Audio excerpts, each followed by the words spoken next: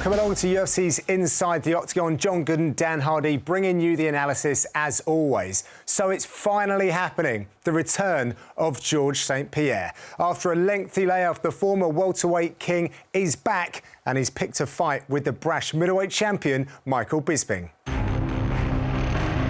greatest champion in UFC welterweight history, Georges St-Pierre. November 4th, Madison Square Garden. Georges St-Pierre is coming out of retirement. Michael Bisping, middleweight champion of the world. He will fight Michael Bisping for the 185-pound title. Think you're gonna come back, step up a weight class and take my belt? We'll see about that. I'm going to knock you out. Two legends of the sport, and what an awesome fight. I can't wait. Well, Dan, this is a welcome turn-up for the books. Georges St-Pierre, Michael Bisping, what a great fight. It's a fascinating one, and so many different storylines going into this, so much history between the two fighters and behind both fighters, and their interactions in the build-up have been great as well. I always love watching Bisping at press conferences, and GSP's been interested in the build-up to this one. And of course, look, we have Dan Hardy here giving the analysis, but your career has been intertwined with both of these fighters as well. I've been beaten up by both of them once professionally by George and then many times in the gym by both. Yeah. OK, both great competitors. Great stuff. Right, well, let's get into it then. Facts and the stats. Champion.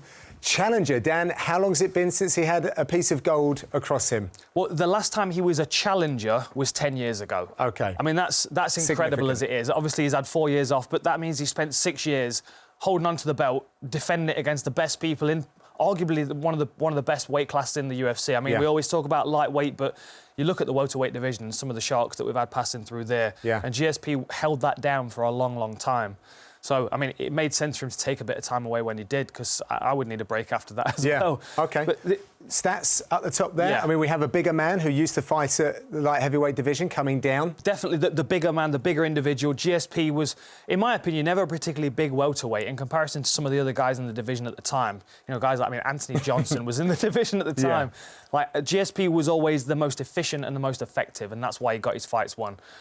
Michael Bisping, it's all about grit and tenacity. It's about overcoming people with pure will and heart a lot of the time. Even sometimes when, you know, he's at a slight technical deficit in one range or another, he overcomes it with that willingness to compete and to drag himself back from the brink of despair and put it on his opponent. I mean, it's been a beautiful thing to watch Michael Bisping's career. This is a superhero match, and if you look at the stats... This is probably the best set of stats we've ever had on our facts and stats because they're page. not regular stats, aren't they? I mean, these are like the best... Most takedowns landed in UFC history, 87. I think at least 50 of those were on me. I raise you. Most wins in UFC history for the counts. You know, but then we go into this. So we go, greatest number of significant strikes landed, over 1,500. This surprised me. Most total strikes landed in UFC history. So, obviously, Bisping's meaning the strikes that he's throwing. He's landing a high volume of strikes with a lot of intensity behind them. GSP, on the other hand, he was all about taking people down and controlling them and wearing them down, beating them up, forcing them into a position where they mentally had just given up. And that's when GSP obviously looked at his best, when he was shutting down guys. I mean, guys like John Fitch, who, you know, they just ran through Murderer's Row up until GSP and then just got shut down. And as he was progressing through his later career and defending his belt against guys like Johnny Hendricks and people like that, Carlos Condit, Nick Diaz, you know, all the really tough guys that have come through that division, 8 or 9 title defences, every single one was a decision. Now, that was the thing that a lot of people complain about. The only one that was finished was the BJ Penn one. That was a retirement after the 4th round. It was almost like he took less risk and was more calculated in his approach.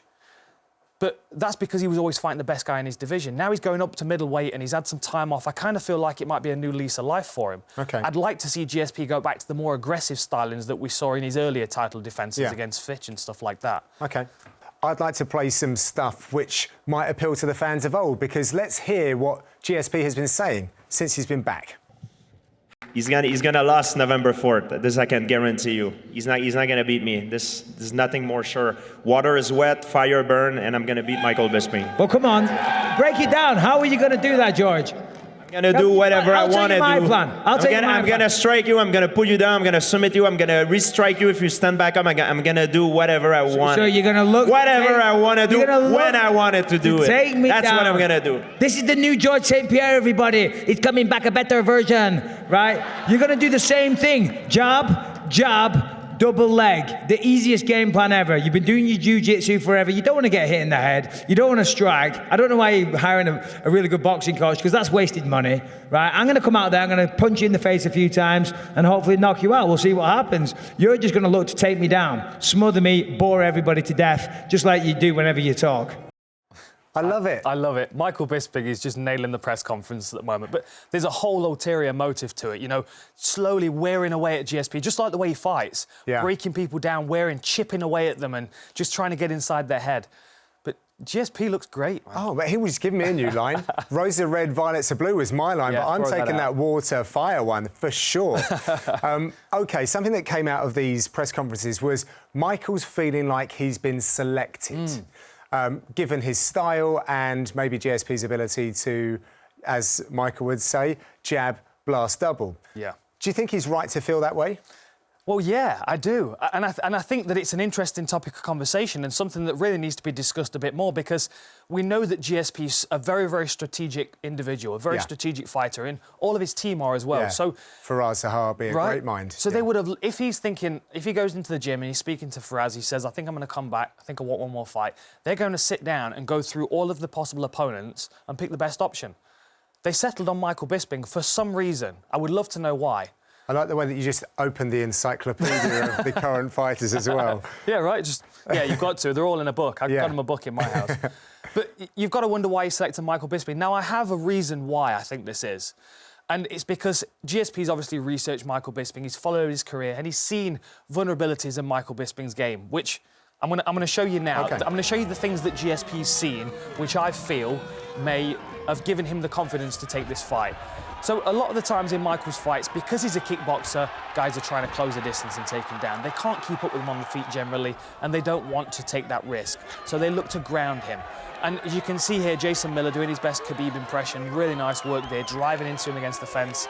Chael Sonnen tried the same thing, had some control in that fight, did fairly well. You know, we saw Dollaway do it as well as Tim Kennedy. All of these guys were able to establish a level of control on Michael for a portion of the fight. The difference is that none of them were able to do it consistently. Even if they beat him, they weren't able to do it consistently, keep him down and hold him down. Like, the Rashad Evans fight is the one that always comes to mind for me, because this was, as well as him being at light heavyweight, fighting Rashad, who was one of the most respected wrestlers in the sport at the time. And I think Rashad assumed that he was going to be able to take Michael down and control him, hold him down, beat him up, and you know, finish the fight quite comfortably. But the thing that surprised him was Michael's ability to scramble back to his feet. Now, I grew up training with Michael Bisping in my early 20s, and the one thing I will always say about him, he's one of the most instinctively natural fighters I've ever known. He doesn't necessarily have all the physical attributes to be the best athlete, but he has this will to win and this ability to figure things out, to hustle, to make it work, that I've never really seen in another fighter. And it's why he's gone on so long in this sport, and he's done so well. Like, figuring things out. Look at that, a beautiful butterfly sweep against Rashad Evans. So I'm not saying that GSP is not going to be able to take Bisping down, because I think there are going to be times when GSP has Bisping on the floor and he is in top position. The thing I think is going to surprise GSP, and the same thing that surprised many people that Bisping's fought, is his ability to get back to his feet. And, you know, you've got to think, you take him down for 2 rounds. This is a 5-round fight. You take him down and control him for 2 rounds, you still have 15 minutes to deal with him. Right. And with Michael Bisping's work rate and his output and his conditioning, I mean, that's a hell of a position to find yourself in. And then when he is back to his feet, that's when you have to deal with the striking output of Michael Bisping. The thing that you'll see with Michael's striking ability is that it's not single shots. He does find those single shots. He's very good at catching counters and setting people up with single shots to then open up other things. But he's good at flurrying, and he's good at mixing his targets up. We saw it in the Kung Lee fight best of all. The flurries, the work into the body, the switch into the knees, chopping him with kicks. You know, he's just got this ability to make it work. And that's why people love watching Michael Bisping, because he does take risks, he does leave himself open. You know, he does get caught with big shots sometimes. We've seen that. You know, the Anderson Silva fight, literally, he came back from the brink in that 3rd round and put it on Anderson Silva. For my money, he won 4 out of the 5 rounds. I thought he just lost the 3rd from the knockdown. And the rest of the time, he was putting it on Anderson Silva. High work rate, high intensity, high volume. It's the same approach that he has in the press conferences. Get inside your head, push you back, wear you down. Put too much of Michael Bisping on you for you to feel like you've got a space in this fight. You know, and he's got that power in his punches as well that a lot of people don't give him the credit for. I mean, Luke Rockhold left himself wide open, and you know, probably the most embarrassing loss on his record, and probably always will be, just because of the rivalry between the two. Let me just point this out. This is one thing that I tend to watch fights. I'm watching Michael Bisping's fights from the perspective of GSP. So I imagine I've got the skills that GSP's got, and I look at ways in which I can find those skills into this fight. This is one thing I see GSP maybe picking up on. Just pay attention to this. So on this knockdown, and we see this quite consistently, Michael, as he throws his right hand, he leans forward and then he steps through for the left hook, the one that he knocked out Rockhold with. But what that does do, let me play this through slowly. Look at the angle of his body. He's ramped. We've talked about this before with Garbrandt, with Tyron Woodley as well. That doesn't leave you in a very good position to get your legs away and to stop that momentum.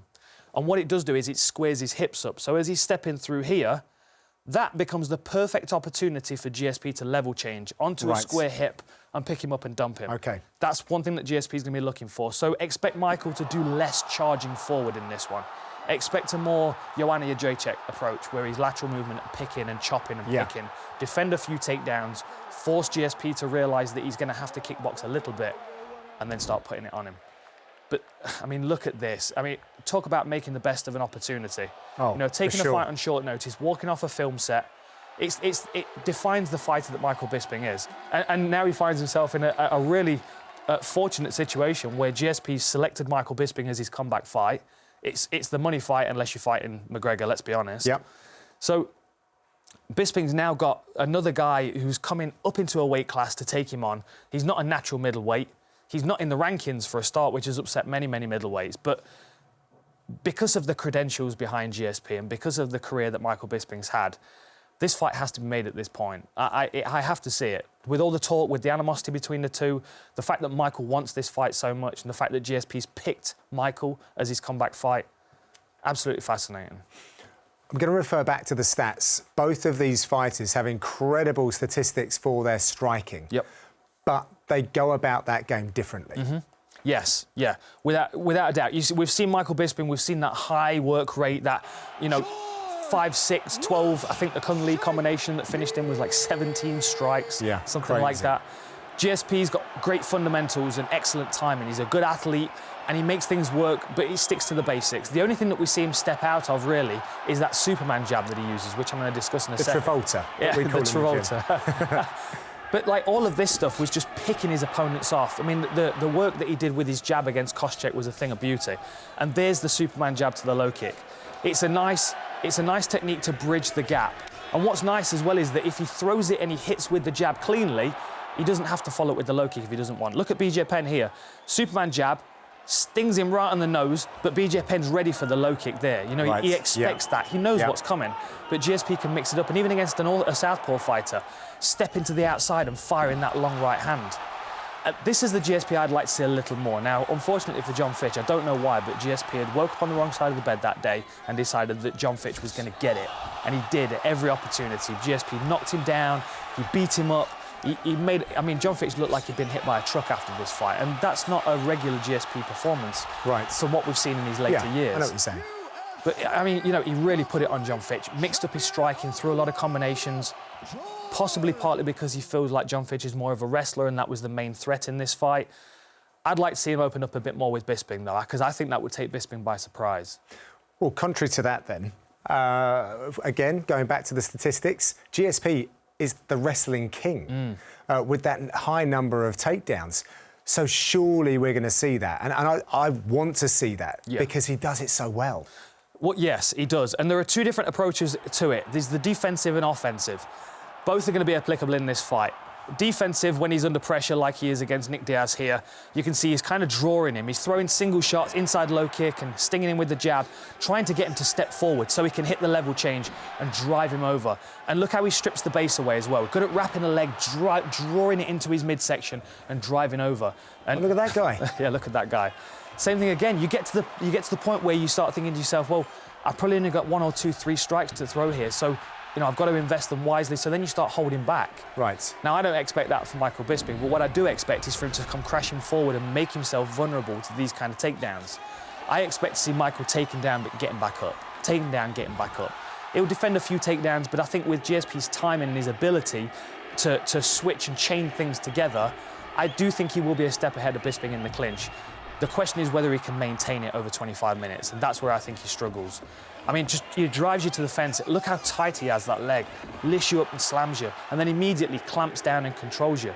And Koscheck came in expecting he was going to be able to stuff all of GSP's takedowns. A guy that had wrestled all the way through his younger years, his teenage years, and was taken down against a karate guy that learnt wrestling as an afterthought, really, but became the core of his career.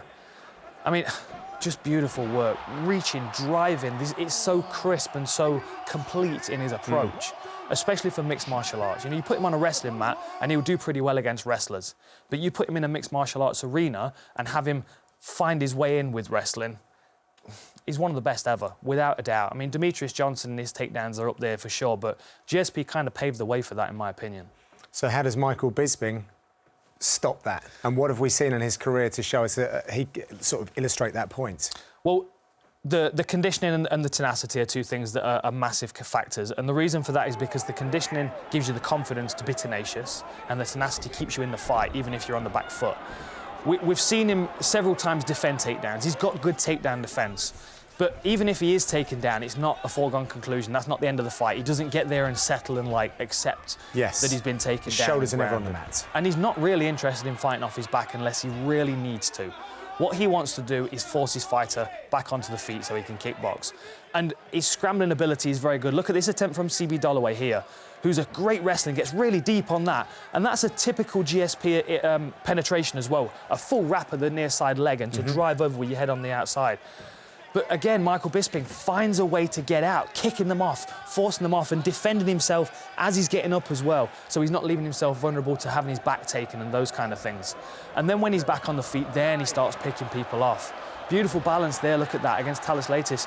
And again here, look at how he uses his head to control the distance. Later on in the fight, Thales Leitis was able to reverse him, but still, Michael Bisping forces Thales Leitis back to the feet to trade with him. It's that tenacity that's going to keep Michael Bisping in the fight. Sometimes it looks untidy, sometimes he doesn't look like he's got the prettiest technique, but it's that work rate that overcomes a lot of people.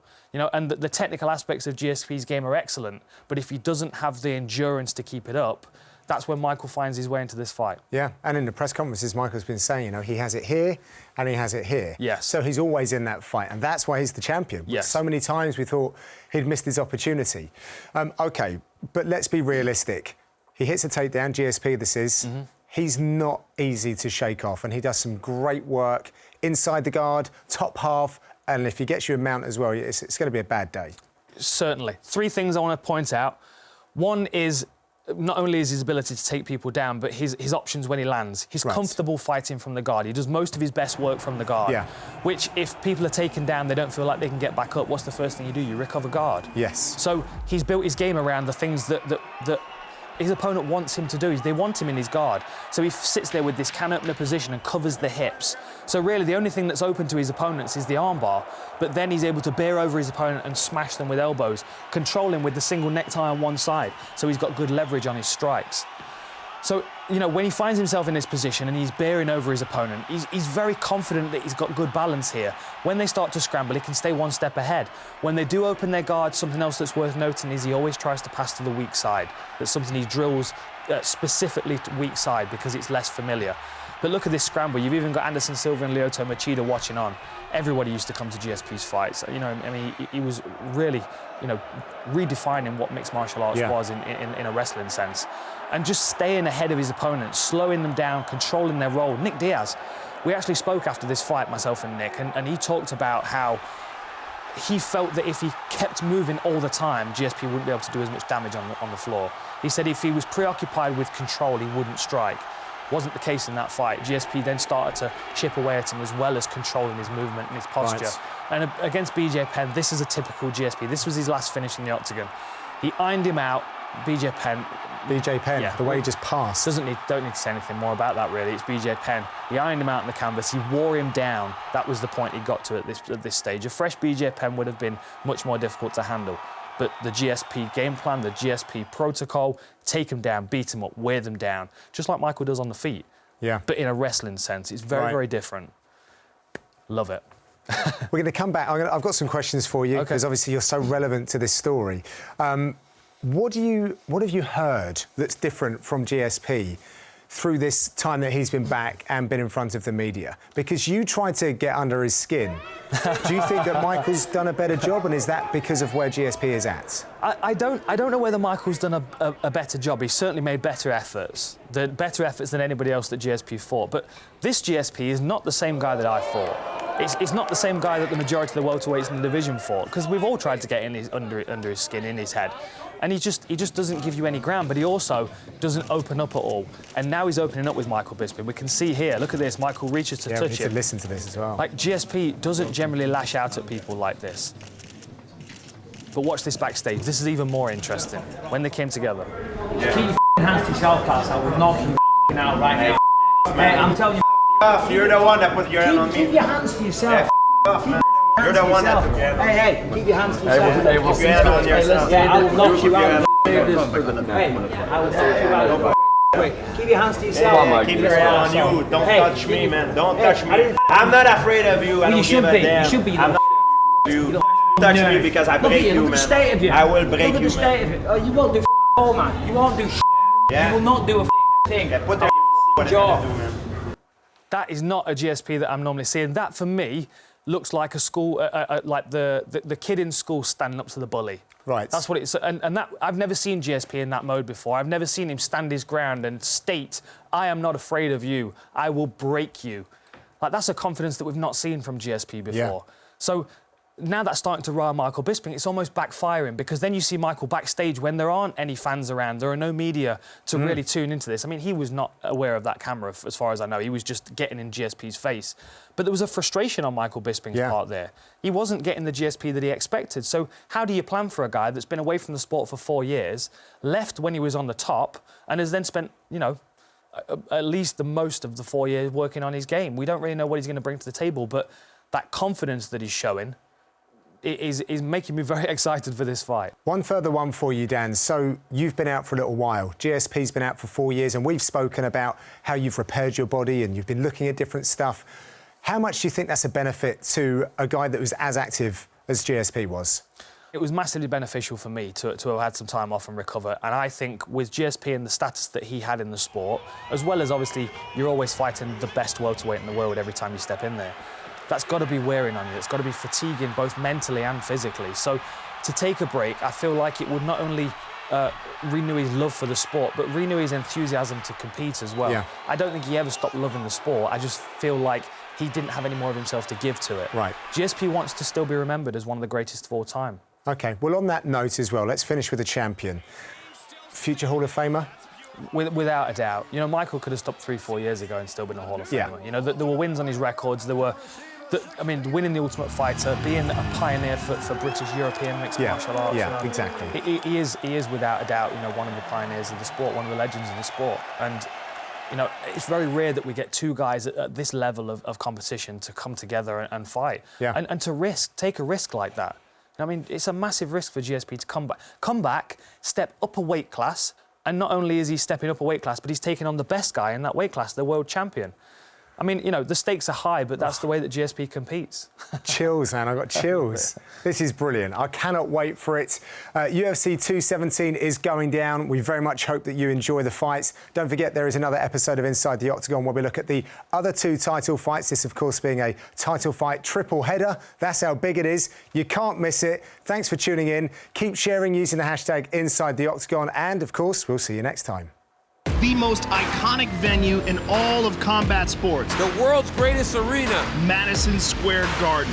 This is how legends are made. Two of the best strawweights in the world. No one is taking this belt from me. Former teammates turned bitter rival. I want my belt. TJ Dillashaw, come try me. Georges St-Pierre is one of the best mixed martial artists of all time, but they don't get any tougher than the champion, Michael Bisping. 3 title fights at Madison Square Garden. This is how legends are made.